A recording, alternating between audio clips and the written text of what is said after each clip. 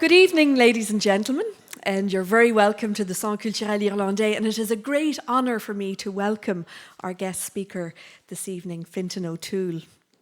Dr. Fintan O'Toole. Fintan O'Toole is a leading political and cultural commentator, has worked with the Irish Times as a columnist now for over 30 years, with just a year, a sabbatical of a year when he worked as a literary advisor to the Abbey, Ireland's national theatre. Fintan O'Toole is a public intellectual, a social commentator with an incredibly sharp mind, producing incredibly perceptive and witty words. And I invited Fintan to come here in the context of our Tomi Ungerer exhibition. And we gave him carte blanche. But of course, Tomi Ungerer, who was an agent provocateur, I said he would have been thrilled to have this critical, liberal voice of Ireland, a voice that we really need today with the rise of extremism. I think Tomi would have been thrilled.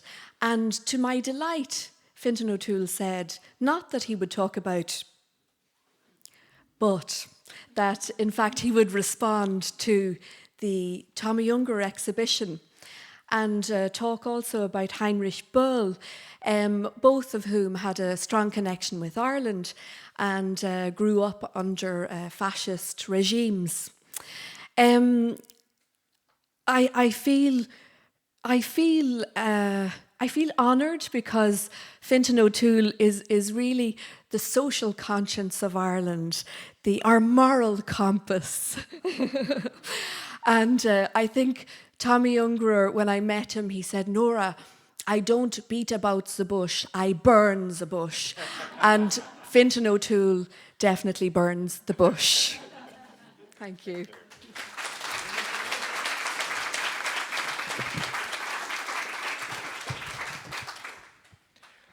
Good evening, friends. It's really lovely to be here with you. Nora very kindly said I was the moral conscience of Ireland, which probably explains why Ireland is in such a terrible state most of the time. But it's obviously a great pleasure to be here in this wonderful institution.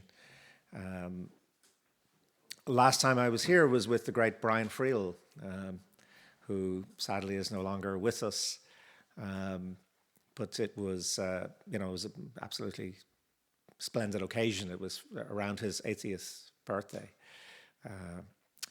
I suppose you remember how quickly, it's sad in a sense that we're celebrating here the work of Tomi Ungerer, who, has also passed away. And this is, in some ways, this exhibition is very special, of course, because it's a sort of a last testament. It was something he was working on, thinking about right up to the end of his fantastic working life. I'd just like to start with a short passage from the Irish diaries of Heinrich Boll, the great German novelist and Nobel Prize for Literature winner. I suppose the thing to remember is that Boll, like Ungerer, was created as an artist by the cataclysm of the Second World War and the Holocaust. I thought it might be appropriate to start with them because, of course, they were on. Ungerer was not on a side; he was invaded. He was a child. He was a victim in many ways of Nazi aggression. Boll was conscripted into the Wehrmacht. He was a German soldier. He fought on both fronts. He was wounded 5 times. And he saw all the horrors, particularly of the Eastern Front.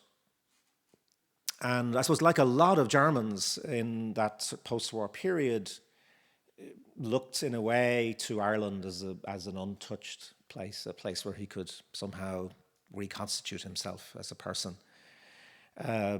And he spent a lot of time in the farthest west he could go, Achill Island.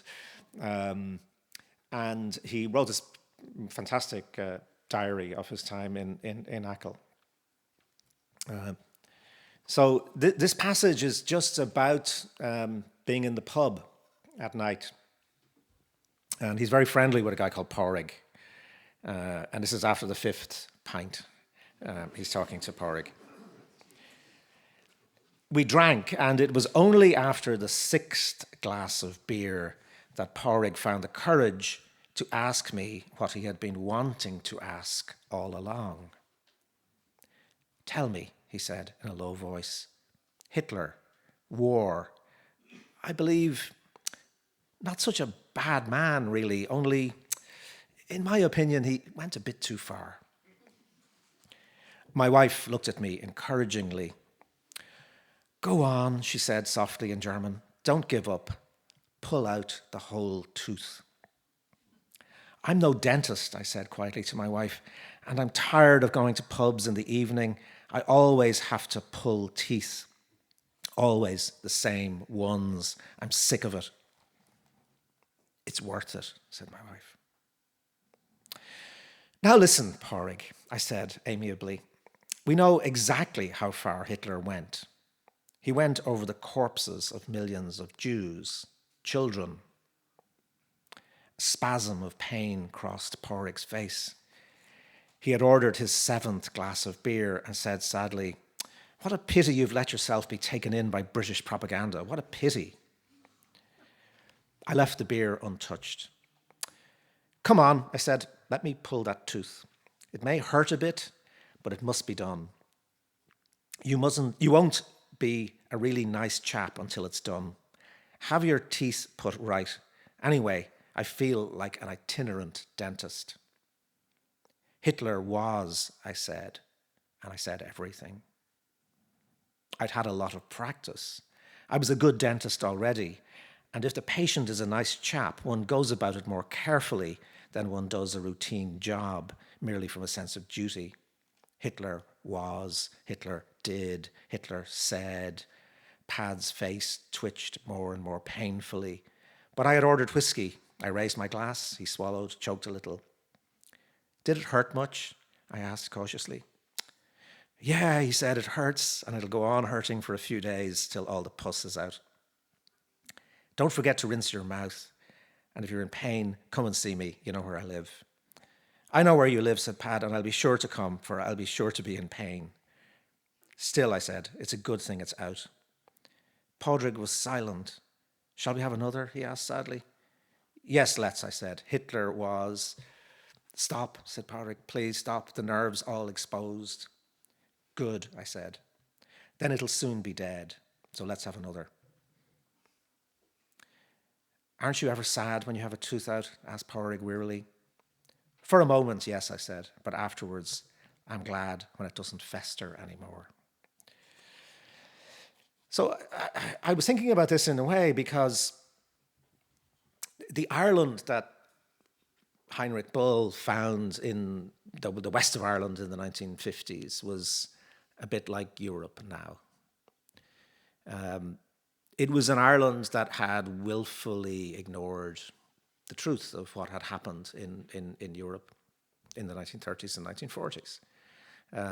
It had used its neutrality really as a way of indulging, or some people had, not everybody, but a significant part of the population had, to indulge in a kind of my enemy's enemy must be my friend thinking. This sort of willful blindness that nationalism can produce. And Boll's, this part of the diary is the title of it is Itinerant Political Dentist. And we are again somewhat in the situation that Boll was encountering in those pubs in Mayo in the 1950s. And we are again in need of itinerant political dentistry to be practiced. And I was thinking about this when I was thinking about Tomi Ungerer, because in a way, you know, Ungerer is also an itinerant political dentist. His work, when we encounter it, is a strange kind of mixture of the joy of almost pure artistic ability. You know, he just has that extraordinary ability to create a line. You know, his draftsmanship has something magical and almost pure about it. It just seems to come from just almost an instinctive capacity. But he uses it for often very painful purposes.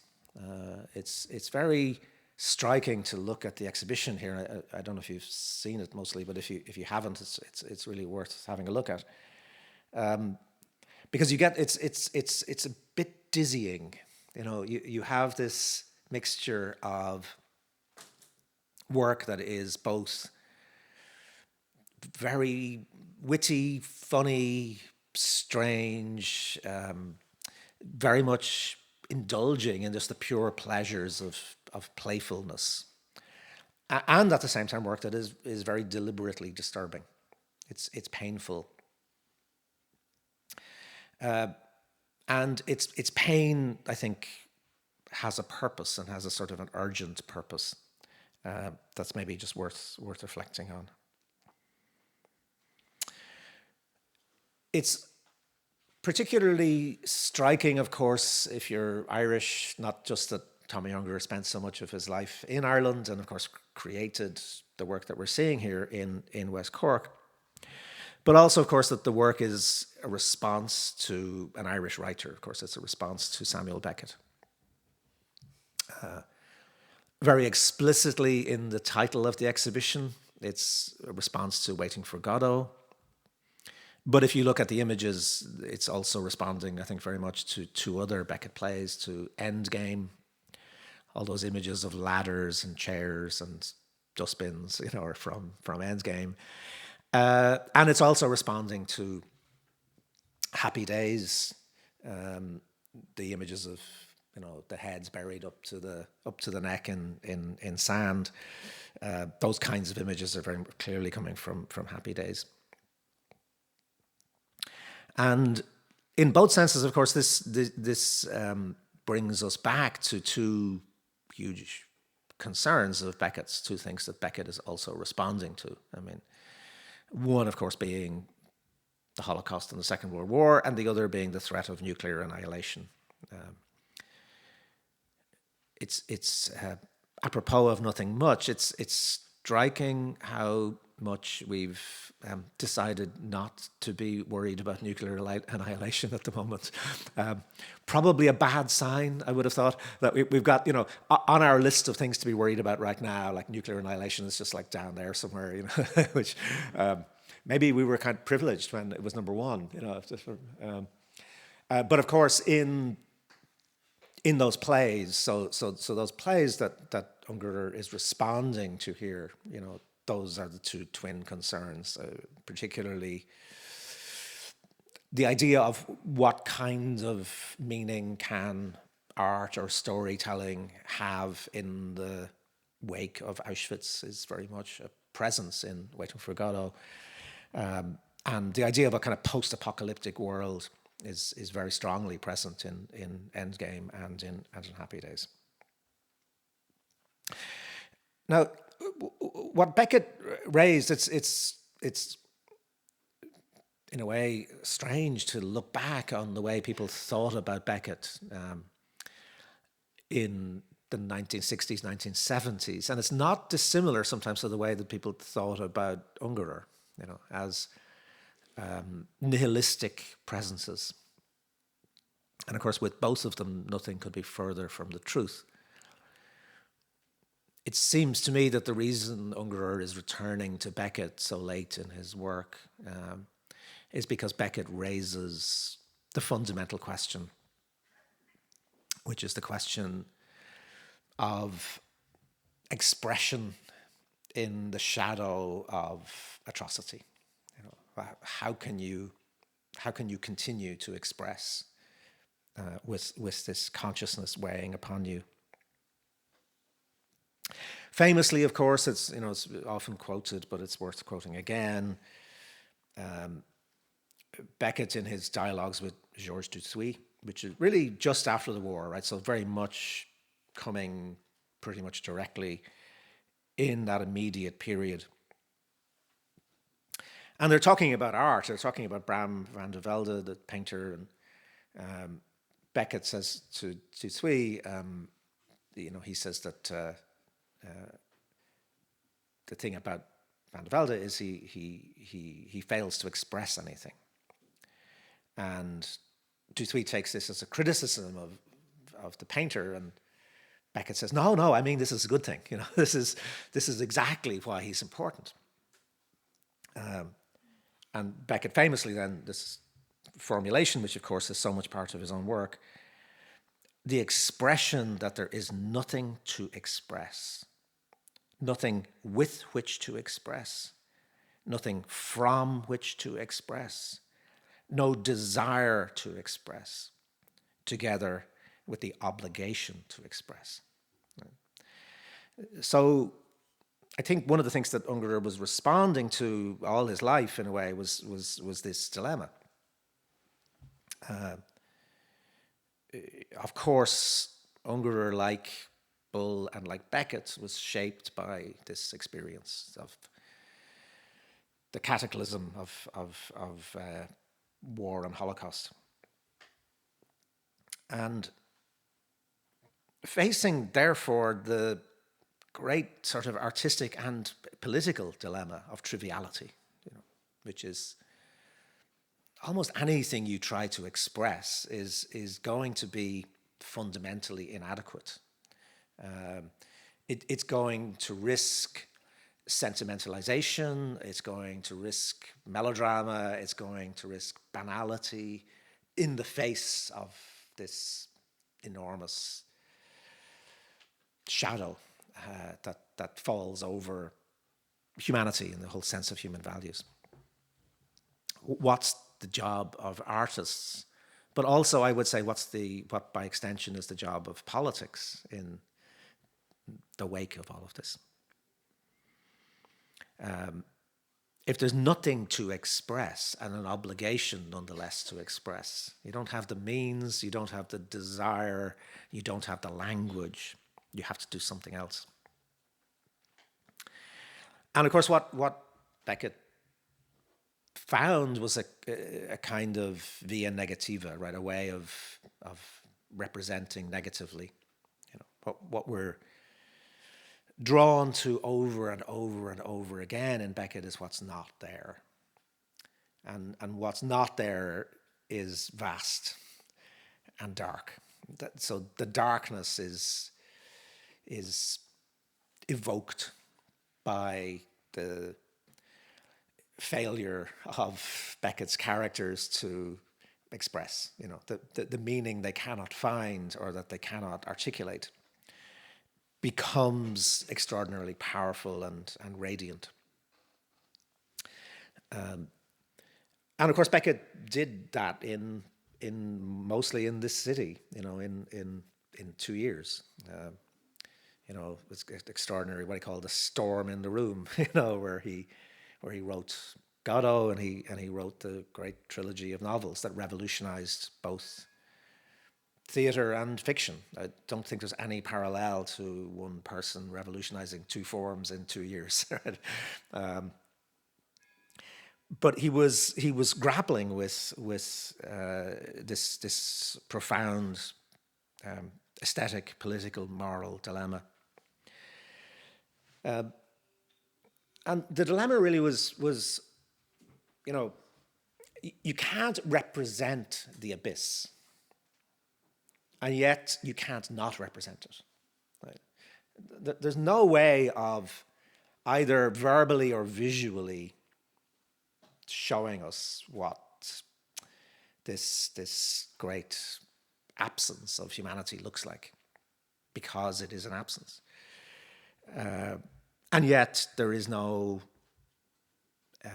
sanction, moral sanction for ignoring it or for moving, pretending that you can just carry on. And so what looked to some immediate contemporaries like nihilism is, I think, actually the opposite, right? It's actually a profound moral duty to try to create art that includes annihilation, includes the abysmal in it.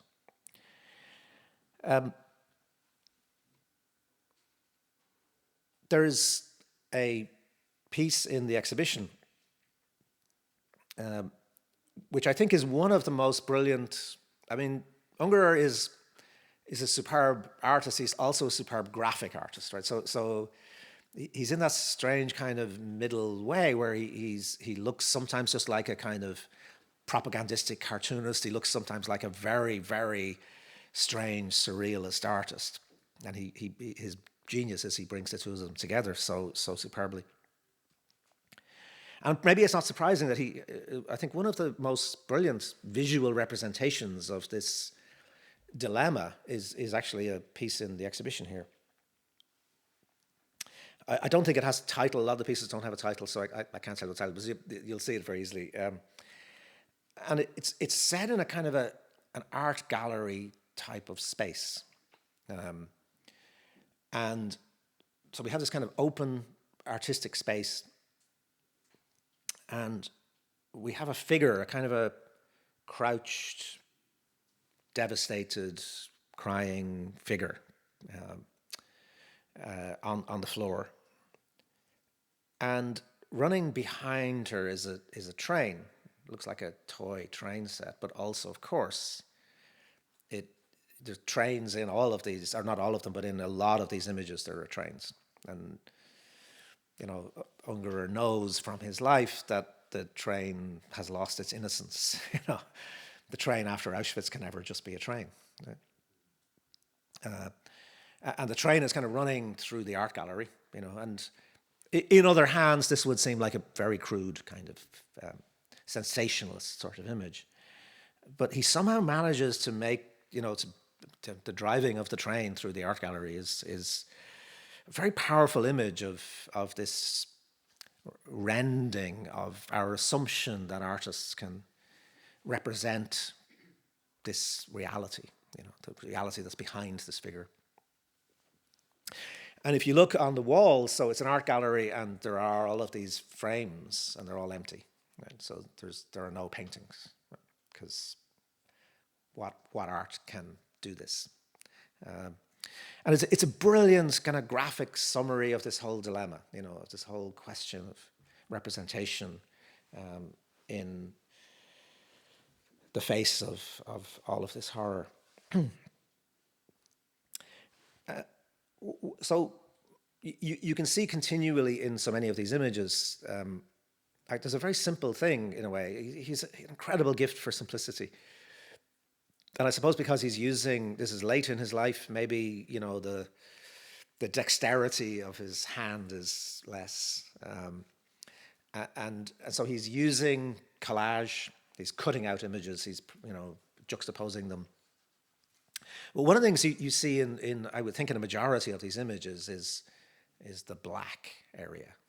You know, there's again, it's very literal, and in other hands might just seem very crude. But he has a way of making this very powerful, I think, where you have that darkness. You know, the darkness is in all of the images, and people are jumping into it or trying to emerge out of it or trying to ignore it or teetering on the brink of it, right? It's there. In one of the images, you have people who are sort of descending down into the earth, a kind of an atlas of the earth, and the piece of the earth they're descending into is a physical feature called a bearing abyss. You know, so in a way you could say it's not subtle. You know, it's there, it's obvious in a way. But it's his brilliance, I think, to be able to make it at the end of his life and so many years after his childhood experiences, you know, to remind us that it's in the art. You know? And I think that's why he's responding to Beckett, right? Which is He's trying to think about a way of including this experience in the art. Now, a critique of this would be, get over it, right? He's making these pieces in the last few years. He's making these pieces at a point when surely Beckett and so many other people did all this sort of stuff already. Right? Why continue to do it? And I guess, and it's pure guess, I can't speak for him, but it seems to me to make absolute sense, right? Which is that there is a renewed urgency to these images, right? Just very simply. The dilemma that people like Beckett and Ungerer and so many other artists faced after the Holocaust was, as I said, we can't express this. And that dilemma is in tension, I think, with another side of Ungerer, right? Which is, Ungerer's also a very political artist, right? A lot of his career, is deliberately politically provocative, but not in a sort of nihilistic way. I mean, one of the reasons I think Ungerer is important is that he has a sense of provocation, right? And the uses of provocation. To generalize in a sweeping sort of way, which is usually what I do anyway, provocation, I think, has become deeply problematic in our culture. Right?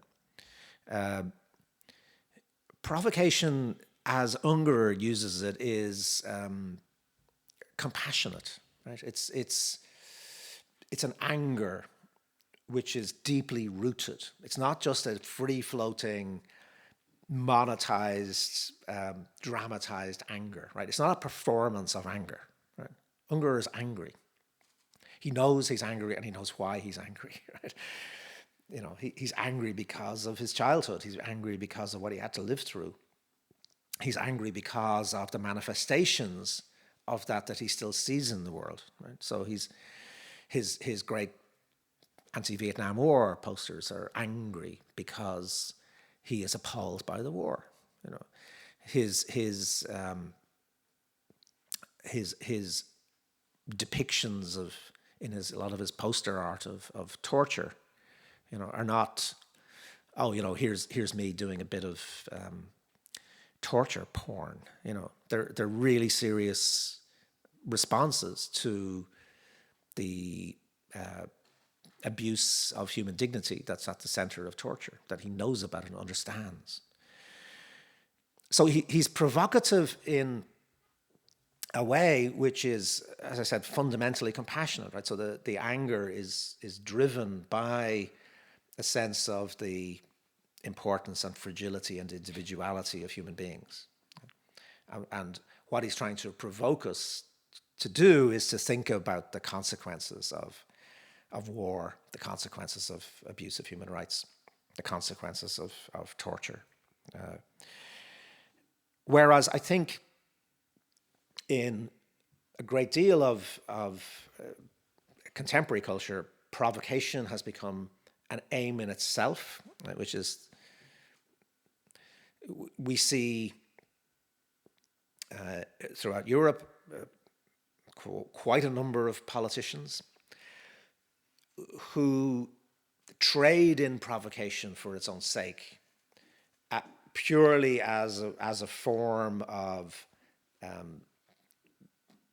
as a way of gaining political advantage, right? So,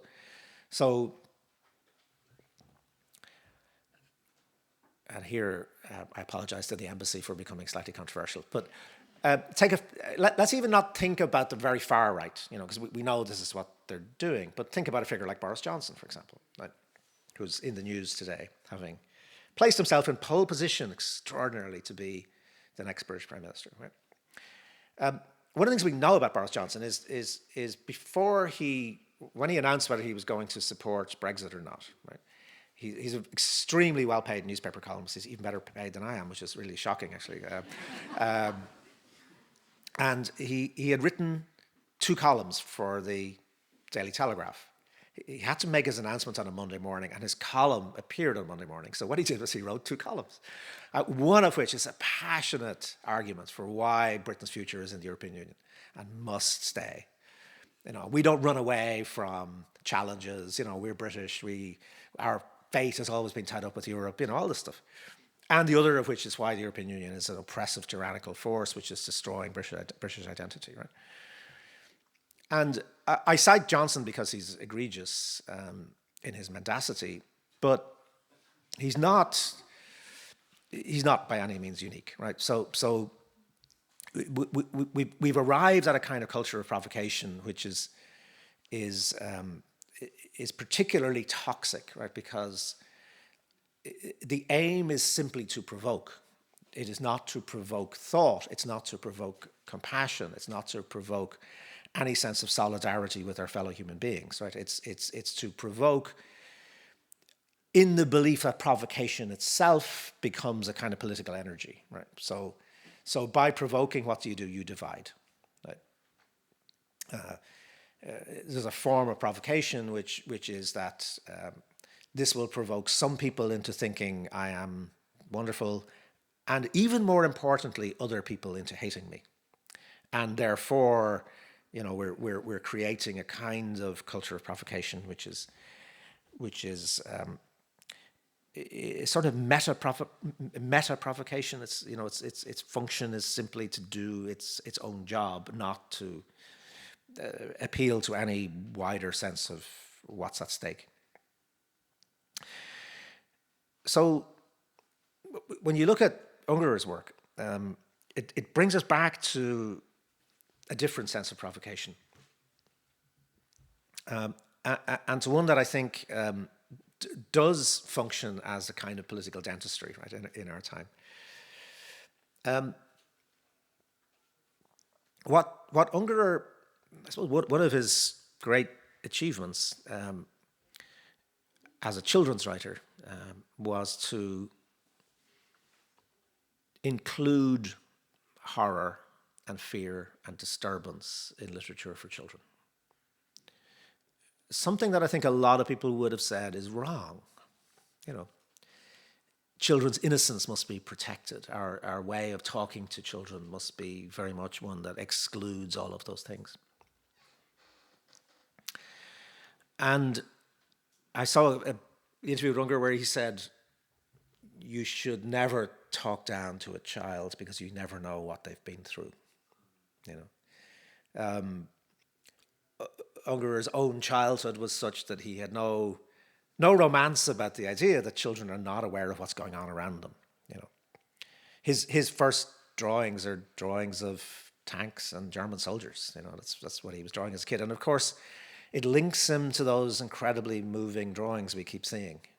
The worst drawings we keep seeing are the drawings from Sarajevo or from Syria, or from every site of conflict, where we see what kids' drawings look like. What do kids draw? They draw killing. They draw airplanes dropping bombs. They draw shattered houses. They use drawing as a way of trying to get some kind of purchase on a world that is terrifying and hostile. And the belief, I suppose, is that the drawing itself, although it does not save them, it does help. The ability to make a picture, to make some kind of abstract image of what it is that you're experiencing, helps towards survival. And that's deep in Ungerer's DNA as an artist, right? That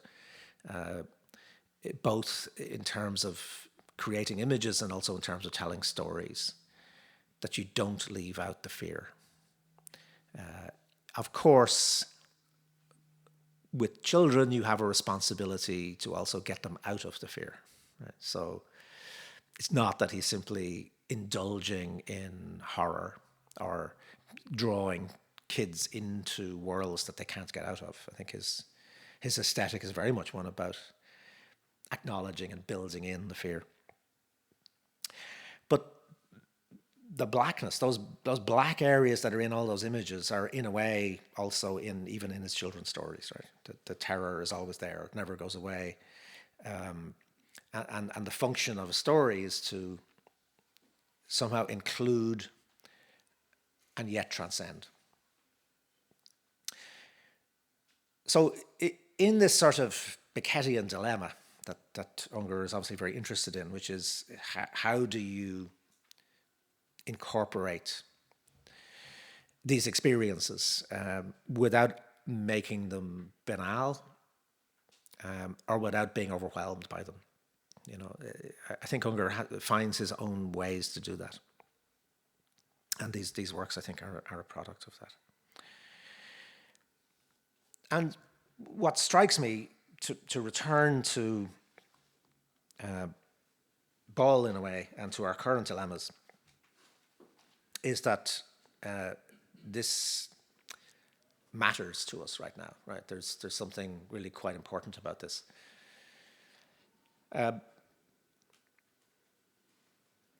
One of the ways but it's a very difficult word to use, but there was a broad sense, I think, particularly since 1989,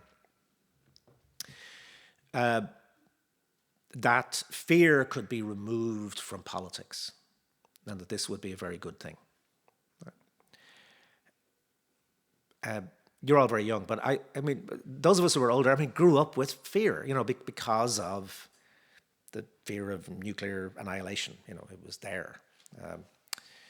We're of the generation who got our civil defense booklets on how to hide under tables and and put sellotape on the windows to keep the nuclear radiation out.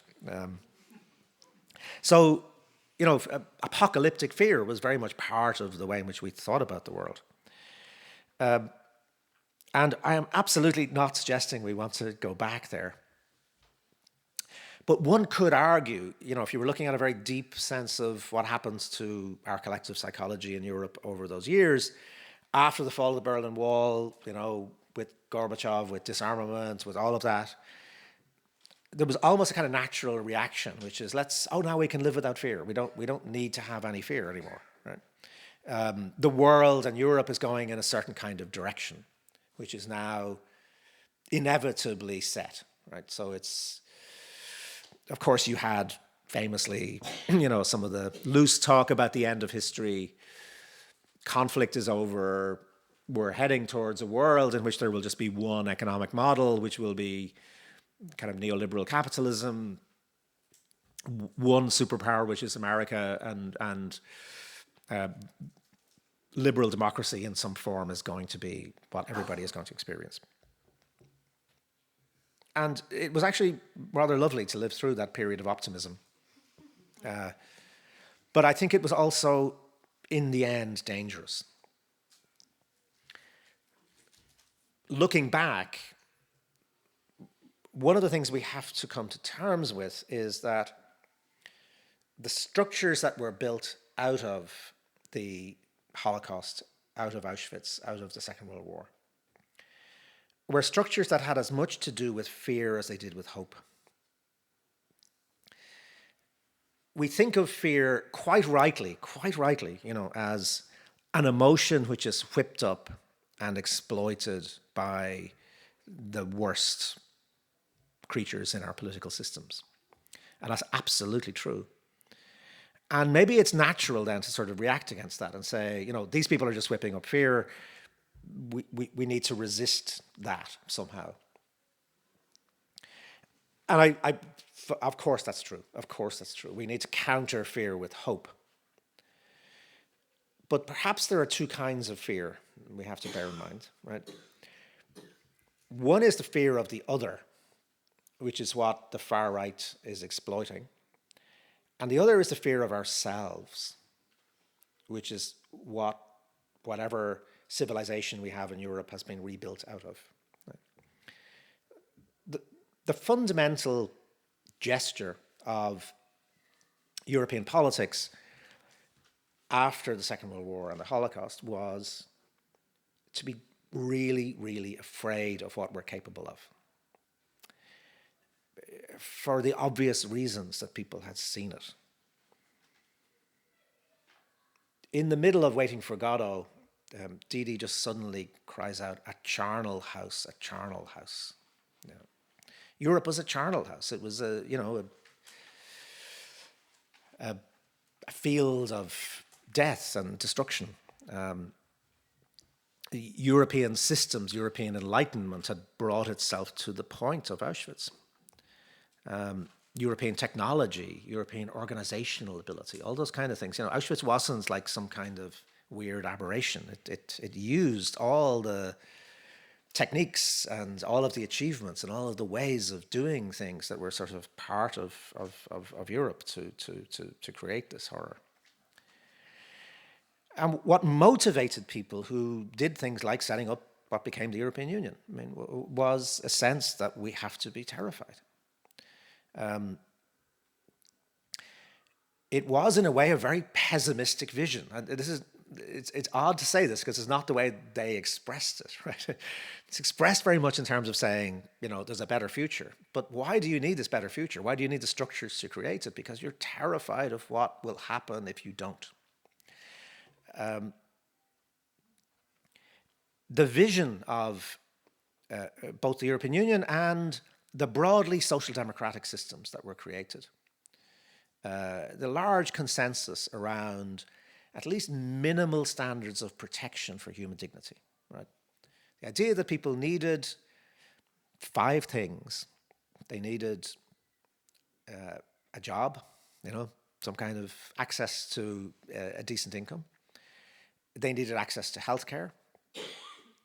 They needed access to education. They needed access to housing. And they needed a democratic voice, right? So they needed a sense that they mattered, that they had a voice, that their vote, their voice counted as much as everybody else's. Those 5 things are the core of the minimal floor that Europe set. And they're all positive things, right? So in the course of building those things, in the course of building national health services, in the course of building access to education, in the course of building housing where you have massive destruction, these are very positive energies, of course they are. But psychologically, what's at the core of that energy is a bit like an Ungerer image, You have all of this kind of energy and playfulness and positivity in some ways going on with the act of creation, but you have the darkness. The darkness is there. And the darkness was there for a very long time. And the strange thing is that we have to actually acknowledge that the darkness was extraordinarily important in creating, without sentimentalization. I'm not saying everything was wonderful in all those periods, but the simple fact of the matter is, and this is it's an empirical fact, that the period between 1945 and 1980 in Europe is the largest period of human progress in world history, right? In terms of what for the so-called ordinary person, right? The things that most people could take for granted in 1980 compared to what they could take for granted before the Second World War, never mind just at the end of it, were extraordinary. And as I said, the motivation for them was that the Earth's crust was pretty thin, that underneath it lay the possibilities of massive self-destruction. So there was, I think, a sense that's there in Ungerer, of his anger, his absolute stern desire to provoke the right people, right? He's trying to provoke fascists, basically. He's not trying to provoke by targeting the other, right? He's trying to provoke by saying, let's remember. Let's keep always in mind that if we're not alive and awake, if we're not angry, if we're not engaged, this thing can slide. And he knows where it can slide too, because he's lived through it. I think that is his way of trying to deal with this basic dilemma. And I think to finish, this in a sense is why we need to look again at those artists, I'm sure some of you, as I was watching last week, the very moving D-Day ceremonies, in Normandy, and seeing the frailty of the few survivors. We're at a kind of edge moment in European history where the last people who remember are dying. There may not, next year is going to be the 75th anniversary of the end of the Second World War. We're going to be living through the anniversaries of the liberation of the different camps. The people who were there, the people who remember it, the people who were really fundamentally shaped for it, the Tomi Ungerers are dying, the people who had that darkness in their heads are not going to be with us. And one of the things that art does is encode those memories. Right? So it finds a way of transcending the frailty of ordinary human memory by creating images in words or visual images or music or whatever other form that transcend the time. They move out of history, but they contain the history.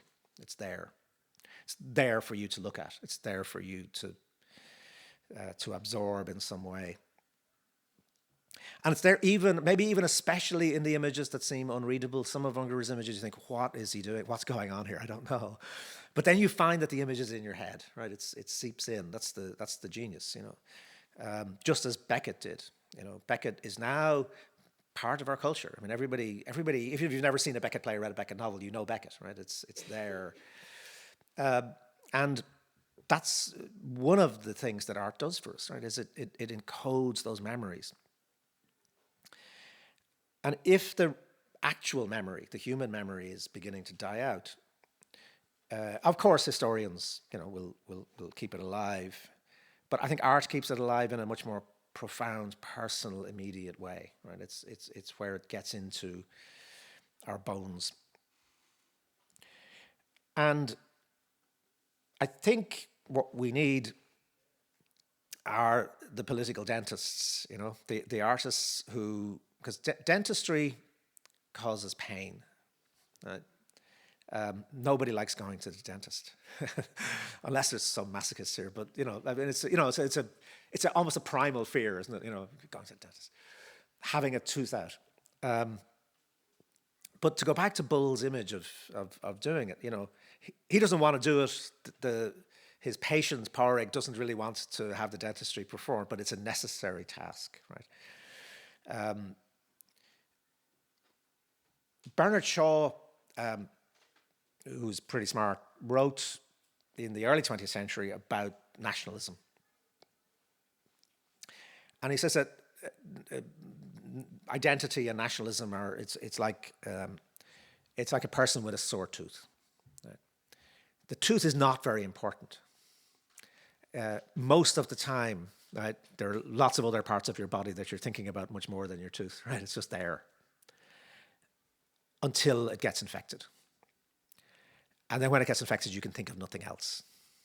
Right? And I think we're at one of those moments again in European history where the teeth are infected. Right? There's a lot of sore teeth going around. There's a lot of playing on that raw nerve of identity, of a certain brand of nationalism, and it needs to be extracted. And it's very easy to say that and very difficult to say how. But one of the things we know about the how is that it can't be done by ignoring the pain, right? So it can't be done by saying, look, it's all hopeful, the future is bright, everything is great. When Donald Trump said, make America great again, Hillary Clinton said, but it's already great. It's not, that's not an answer, right? It's not a way of dealing with the underlying sore tooth. You have to get in there and extract it. And in a way, you have to fight the fear with a different kind of fear. You have to fight the negative, toxic fear that's being exploited, the fear of the other, with the fear we learned in the Second World War, which is the fear of ourselves. You have to counter the pain, really, that is there. There is a pain there, undoubtedly, with a different kind of pain. You know, with the sort of art that you see in Ungerer's work and in the work of so many other artists, which is saying to us, the human condition actually is a painful one. It's not one that we can simply take for granted. If we do not build and maintain structures that preserve some kind of floor of human dignity, then there's no limit to what we can do to ourselves. But equally, if we do, we know that those structures work. In a sort of way that may seem, in conclusion, a ridiculous analogy, but I think of the European Union as a bit like one of those Ungerer paintings. This is an analogy nobody has ever drawn before, I think, and probably never will again. But, you know, the European Union, for all its boringness, for all its mundaneness, has that streak of darkness running through it. Right? Built into its DNA is a sense of the abyss.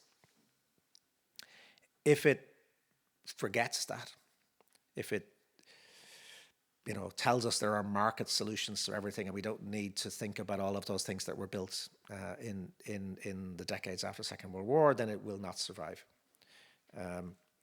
If it remembers that there is a fear that can lead us towards active, joyful, positive creation of institutions and systems for sharing human dignity, then I think it will not only survive but thrive.